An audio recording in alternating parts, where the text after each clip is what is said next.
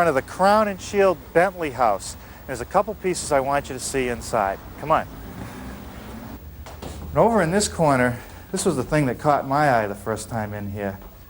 What do you suppose it is? Well, if you guessed a baby tender, you're right. Junior sits down in this hoop, and it contains him. He learns how to walk better, and he occupies himself by going around in circles. But this is what I wanted you to see, this simple kitchen cupboard. The thing that I really like about it is that the proportions, especially its width for its height, are just right. I also like this plain cornice detail and the nice opening here at the bottom, which makes it look more like a piece of furniture than a fixed cupboard. I also like the fact that it has two doors, so if you know what you're looking for, you only have to open up part of it. But you know, our entertainment center is something that you're going to put in a bedroom or in your living room, and I want it to be a little bit fancier. So keep in mind all the details we saw here. I'm going to show you something else upstairs. Well, up here on the second level, in one of the bedrooms, is a wonderful example of a desk bookcase. And it has this nice pair of raised panel doors. And they're just about the right proportions for what I'm thinking of. So maybe I can combine the raised panel idea with some of the elements I saw down in the cupboard and come up with our project. Be sure to read, follow, and understand all the safety rules that come with your power tools. Knowing how to use your tools safely will considerably lessen the possibility of personal injury. And remember this, there is no more important safety rule than to wear these safety glasses. Now I'll show you how I built today's project. You know, I really like the proportions of that old cabinet, but when it came time to build mine, I had to take some things into consideration that they didn't have. TVs, VCRs, CD players. So I built the cabinet wide enough and deep enough to accept a full-size TV. And I put in some adjustable shelf standards so that I could move the shelves around for the VCR and any other electronic equipment I wanted above. And down below, I've built a storage area, again with some adjustable shelves, but this is the area for the things I don't want to see, the tapes, the CDs, and any other equipment. Now my cabinet has a solid cherry face frame and solid cherry raised panel doors. I made the raised panel doors on the shaper, something I haven't shown you before, but you'll see it today. Now the rest of the cabinet is cherry veneer plywood. Here's a piece here, 3/4 inch cherry on the front and on the back, a nice veneer. Now I'd say it's kind of a toss-up as to which side is the best side. Sort of a judgment call. Look it over, and here I've picked this side to be the side I want to see. Now cutting sheets of plywood like this in a one-man shop is not an easy job. So I've added some accessories to my table saw. An outfeed table, another table over here to my right, and a nice T-square rip fence. Now the first thing I'm going to do is set my fence to 23 7/8 using my indicator line, the crosshair, and my built-in tape measure. But I don't depend on that totally. The rule still holds here. Always measure twice and cut once. So we're okay with that. Now I've also added a couple rollers out on this end of the table because I'm going to be cutting the 2 feet off the top of a sheet, the 4-foot width. I don't want it to drop down.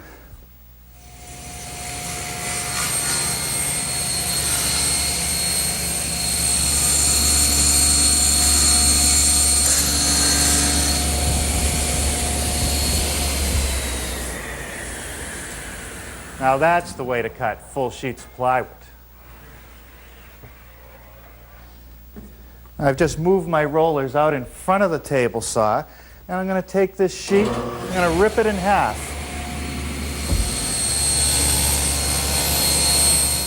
Now I'll adjust the width of the rip to 23 5/8. Check it, and make the final cut.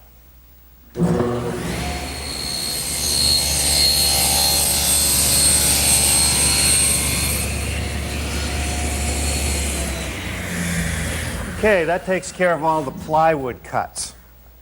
Let's go back to the prototype for a second. The bottom shelf down here, the fixed one, and the middle fixed shelf sit in dados, and the top of the cabinet sits in a rabbet. So I've taken one of the side pieces and set it down on my workbench, laid out the location of the dados and rabbets, clamped down this nice straight edge, and set up my plunge router with a 1/2-inch straight cutting bit. And it's as simple as following along the edge of the guide.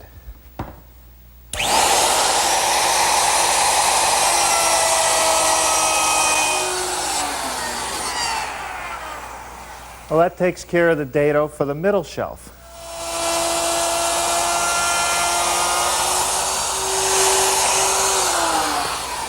And that's the one for the bottom.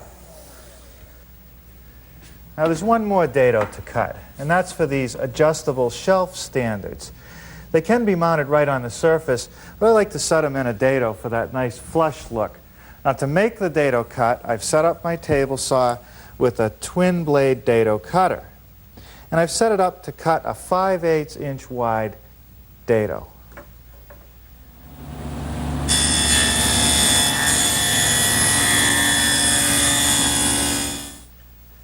Now the back of my cabinet is a piece of 1/4 inch veneer plywood, and I've recessed it in.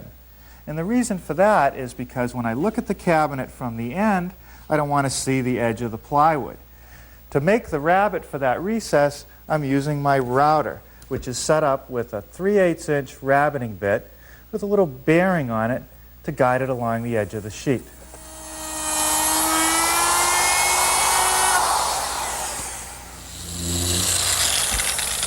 Well, there's no better time than right now to sand the inner portions of the cabinet.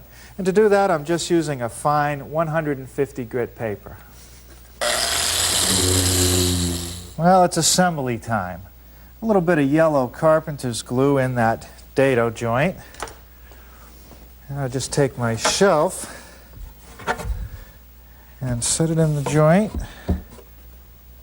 Now, if there's any variation at all, I'm going to let it happen at the back of the cabinet. I want the front to be perfectly flush, or else the face frame is going to rock on it later. Okay, I don't even have to drive that down.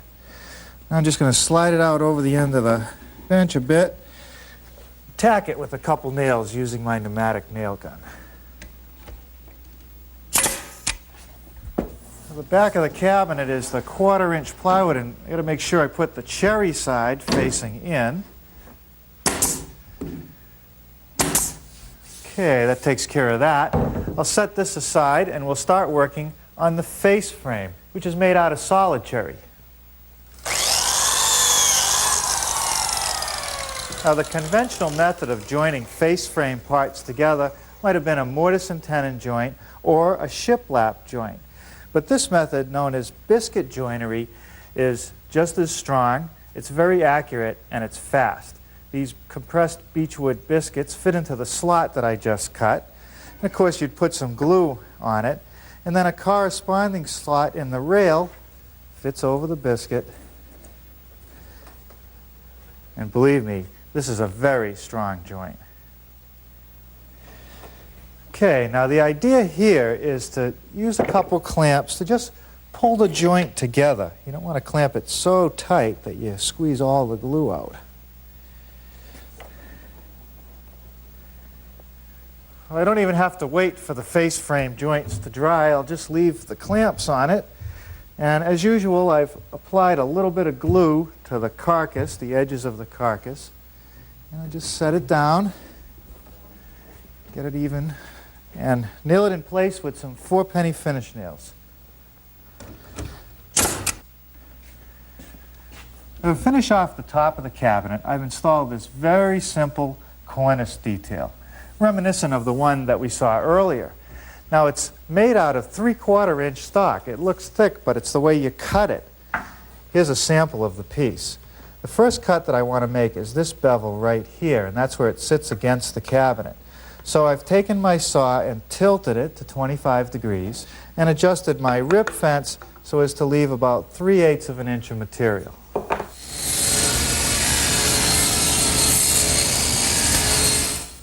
Now, using my sample as a gauge, I have to readjust the rip fence slightly. Just take it away from the blade a little bit.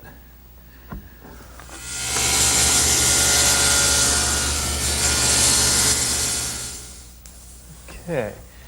Now what I want to do is make a 90-degree cut to that first bevel that I made. So I've simply moved the rip fence over the appropriate amount.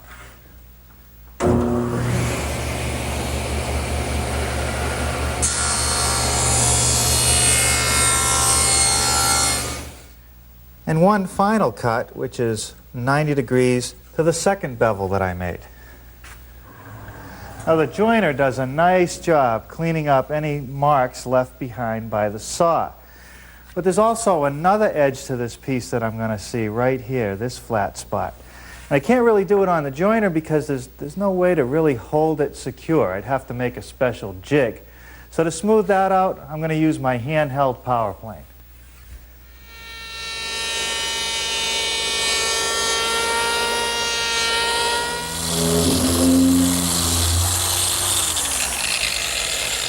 Now before I apply any base molding or that cornice molding, I want to sand the face frame.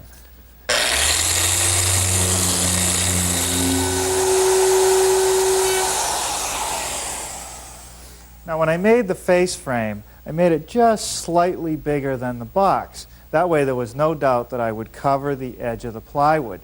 And now's the time to trim it off using my router, which is set up with a flush cutter. And this little bearing just guides it along the side of the cabinet. Now to make that compound cut, I've set up a jig in my miter box. Just a simple piece of wood clamped down in such a way that it actually holds the piece of molding in the correct orientation.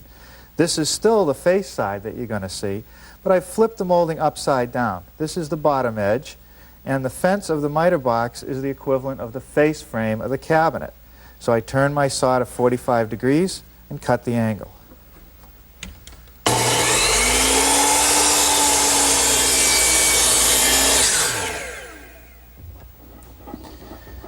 Now a little bit of glue certainly doesn't hurt on these corners. Just squeeze these together.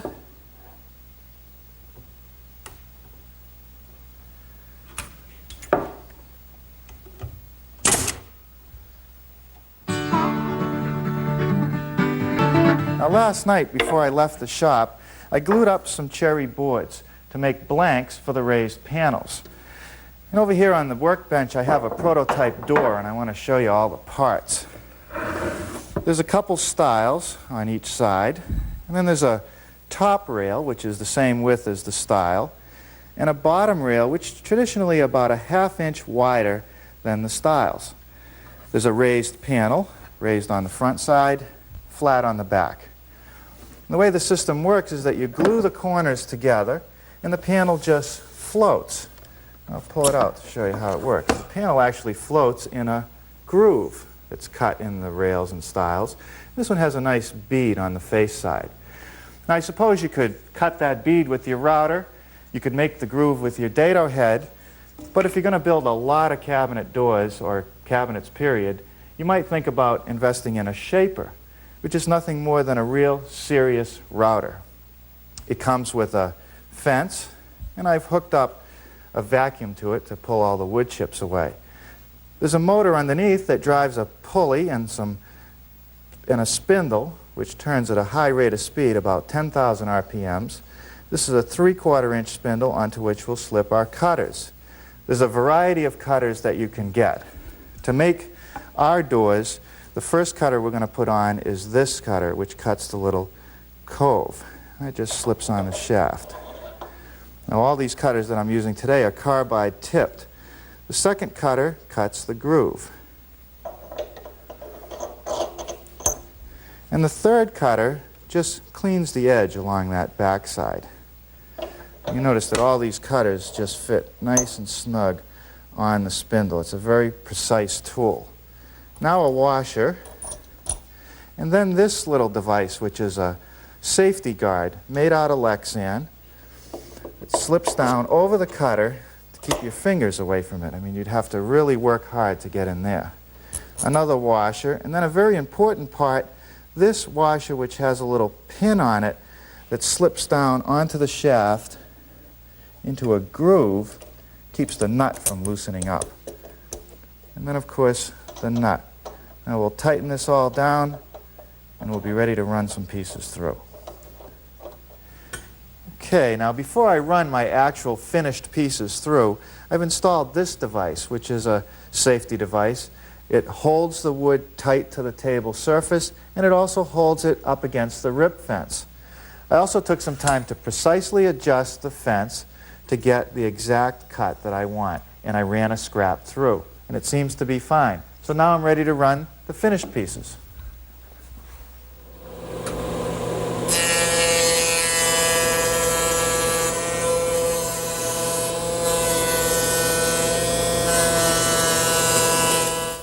As far as I'm concerned, here's reason enough to own a shaper and a set of knives like the one I'm using. Making this cope in the rails, which fits over the stiles perfectly. Now all you have to do to make that cope cut is change the cutters. You leave the fence alone, you leave the height of the spindle alone, you just pull that set off and put on 3 new ones. Now I can't really use this hold down setup to do the coping, but I can use this miter gauge which rides in the slot of the table, and it has an extra bar on it to hold pieces in position, especially these short pieces. Now you set the wood in and just clamp it down. I've added a piece of scrap wood behind it, and that's because when you cut end grain you can get some chip out, and that helps prevent it.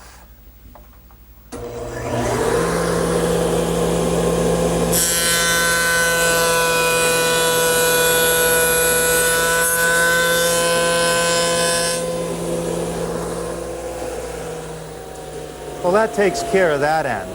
But when I turn it around to cope this end, I have a problem. No longer is the square edge going to be up against the backer block.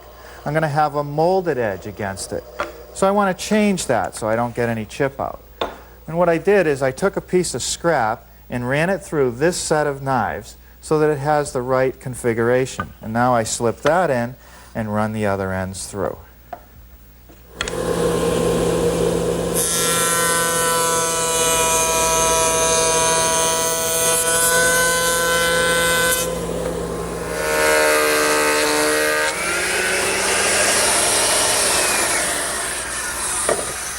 Now my thickness planer does a real nice job smoothing out those blanks for the raised panels.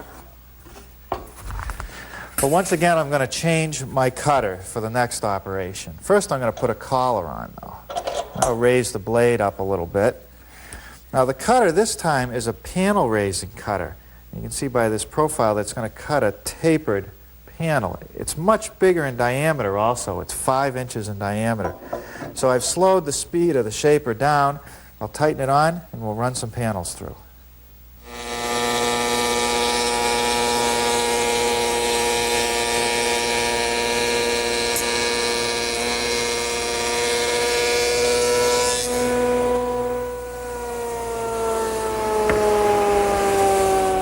Boy, that sure does a great job. Okay, now a little bit of yellow carpenter's glue, just spread out evenly on that coped joint of the rail. It's just a matter of slipping the pieces together, making sure they're even. Put them in a set of clamps to dry for a while, and we'll start working on that base.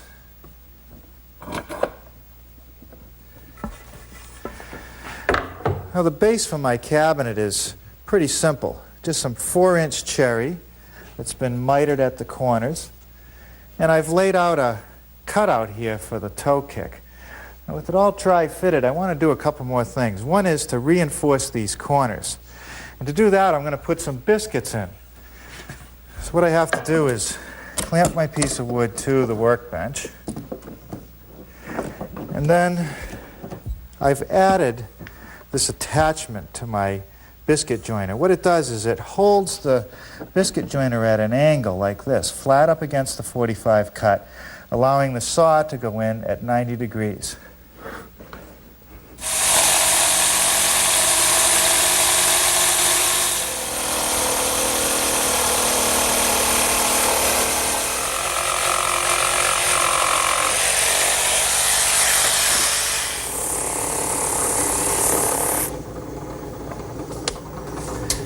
Well, my drum sander attachment set up in my drill press does a nice job smoothing out any of the cut.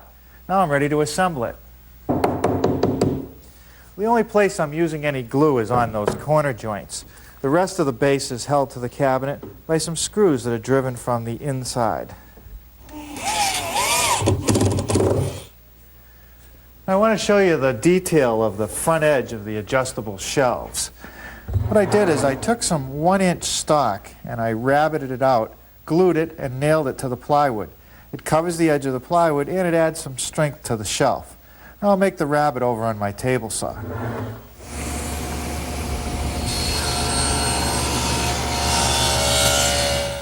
Now I'm just going to readjust my fence a little bit,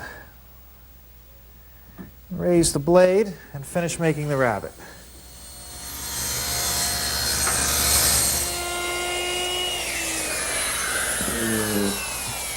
Well, now I'm just rounding over the front edges with a 3/8" radius round over bit.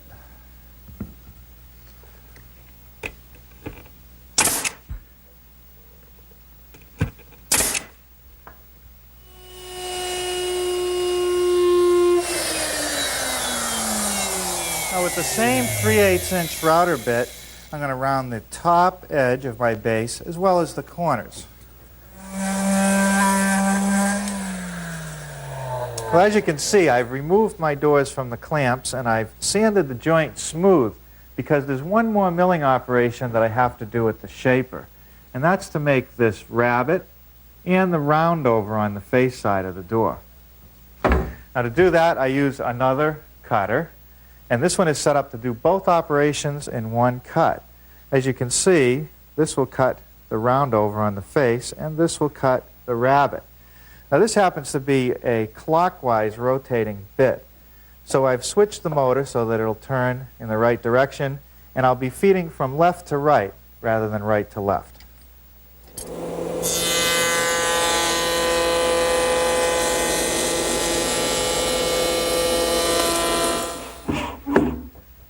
Okay, that takes care of hanging the doors. All I used was a semi-concealed casework hinge. And I'm in no hurry to really apply those shelf standards. I'll wait till after the finish is on.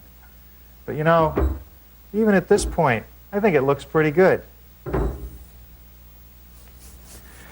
You know, there's a lot of advantages to oiling a piece like this. First of all, the Danish oil finish brings out the natural beauty of the wood. You can really see the grain. And at the same time, it protects it so that it'll resist any staining. Now, it's easy to apply several coats, wiping between each coat. In fact, the more coats you put on, the better it's going to look.